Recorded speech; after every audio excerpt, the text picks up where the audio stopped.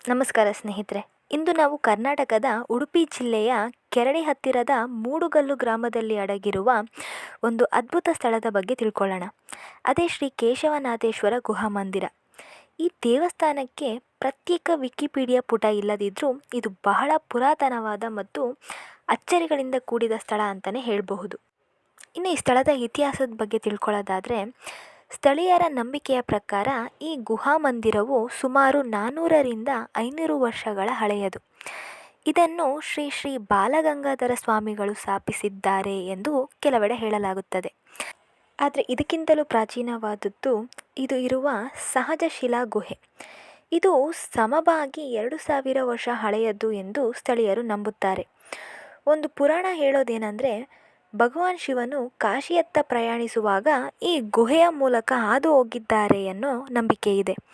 ಇನ್ನು ಸ್ಥಳೀಯ ಪುರಾಣ ಏನು ಹೇಳುತ್ತೆ ಅಂತ ಅಂದರೆ, ಈ ಗುಹೆ ಕಂಡು ಬಂದದ್ದು ಒಮ್ಮೆ ಒಬ್ಬ ಜಮೀನುದಾರನ ಹೊಲದಲ್ಲಿ ಯಾವುದೋ ಅನಾಮಿಕ ಪ್ರಾಣಿ ಬೆಳೆ ನಾಶ ಮಾಡುತ್ತಾ ಇದ್ದುದರಿಂದ ಒಂದು ದಿನ ಅವನು ಕಾರಣ ಹುಡುಕಲು ಹೋದಾಗ ಒಂದು ಹಸು ಒಂದು ಗುಹೆಯೊಳಗೆ ಪ್ರವೇಶಿಸುತ್ತಿರುವುದು ಅವನಿಗೆ ಕಾಣುತ್ತದೆ. ಅವನು ಹಸು ಹೋದ ದಾರಿಯಲ್ಲಿ ಒಳಗೆ ಹೋಗುತ್ತಿದ್ದಂತೆ ಅವನು ಗುಹೆಯೊಳಗೆ ದಾರಿ ತಪ್ಪಿಬಿಡುತ್ತಾನೆ. ಆಗ ಒಂದು ದಿವ್ಯ ಬೆಳಕು ಅವನಿಗೆ ದಾರಿ ತೋರಿಸಿ ಹೊರಗೆ ಕರೆದುಕೊಂಡು ಬರುತ್ತದೆ.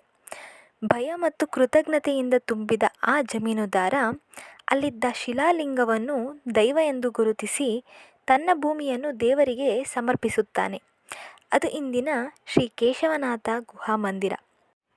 ಇನ್ನು ಈ ದೇವಸ್ಥಾನದ ವಿಶೇಷತೆಗಳ ಬಗ್ಗೆ ತಿಳ್ಕೊಳ್ಳೋದಾದರೆ, ಗುಹೆಯೊಳಗೆ ಇರುವ ಶಿವಲಿಂಗ ಸ್ವಯಂಭೂ, ಯಾರು ಪ್ರತಿಷ್ಠೆ ಮಾಡದೆ ಯುಗಾಂತರಗಳಿಂದ ಅಲ್ಲಿ ಇರುವ ದೈವ ಅಂತ ಹೇಳ್ಬೋದು. ಶಿವಲಿಂಗ ತಲುಪಲು ಭಕ್ತರು ಮೊಣಕಾಲಿನ ಮಟ್ಟದ ನೀರಿನಲ್ಲಿ ನಡೆದು ಒಳಗೆ ಹೋಗಬೇಕು. ಮಳೆಗಾಲವಾದರೂ ಬೇಸಿಗೆಯಲ್ಲಾಗಿದ್ದರೂ ಈ ಗುಹೆಯೊಳಗಿನ ನೀರಿನ ಮಟ್ಟ ಬದಲಾಗುವುದೇ ಇಲ್ಲ.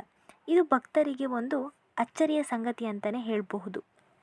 ಇನ್ನು ಈ ಸ್ಥಳೀಯರು ಮತ್ತು ಪುರಾಣ ನಂಬಿಕೆಯ ಪ್ರಕಾರ ಈ ಗುಹೆಯೊಳಗೆ ಕಾಣುವ ನೀರು 5 ಮಹಾನದಿಗಳ ದೈವಿ ತತ್ವಗಳ ಸಂಧ್ಯೆ ಅಂತ ಕರೀತಾರೆ. ಅವು ಯಾವುವು ಅಂದರೆ ಗಂಗಾ, ಯಮುನಾ, ಗೋದಾವರಿ, ಸರಸ್ವತಿ ಮತ್ತು ನರ್ಮದಾ. ಗಂಗಾ ಪತಿವ್ರತೆ ಮತ್ತು ಪಾಪಹಾರಣಕ್ಕೆ ಸಂಕೇತವಾದರೆ, ಎರಡನೇದು ಯಮುನಾ ಶಾಂತಿ ಮತ್ತು ಸಮತೋಲನಕ್ಕೆ ಸಂಕೇತ.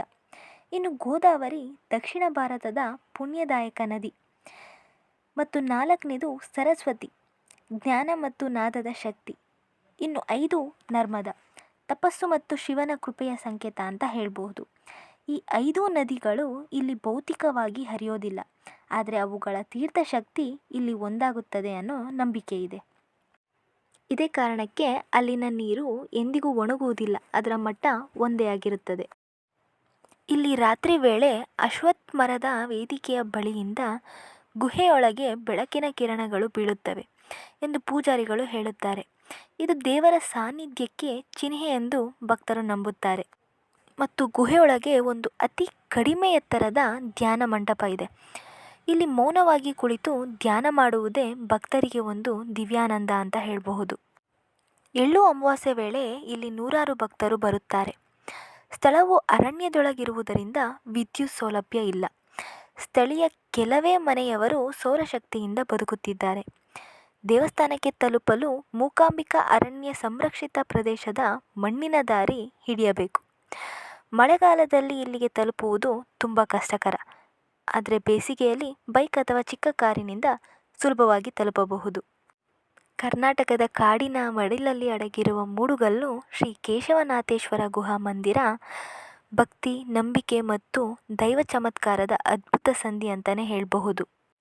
100 ವರ್ಷಗಳ ಪುರಾಣ, ಸಹಜ ಗುಹೆಯೊಳಗಿನ ದೇವರ ಸಾನ್ನಿಧ್ಯ, 5 ನದಿಗಳ ಪವಿತ್ರ ತತ್ವ ಮತ್ತು ಇವೆಲ್ಲ ಇಲ್ಲಿನ ವಿಶೇಷತೆ ಅಂತ ಹೇಳಬಹುದು.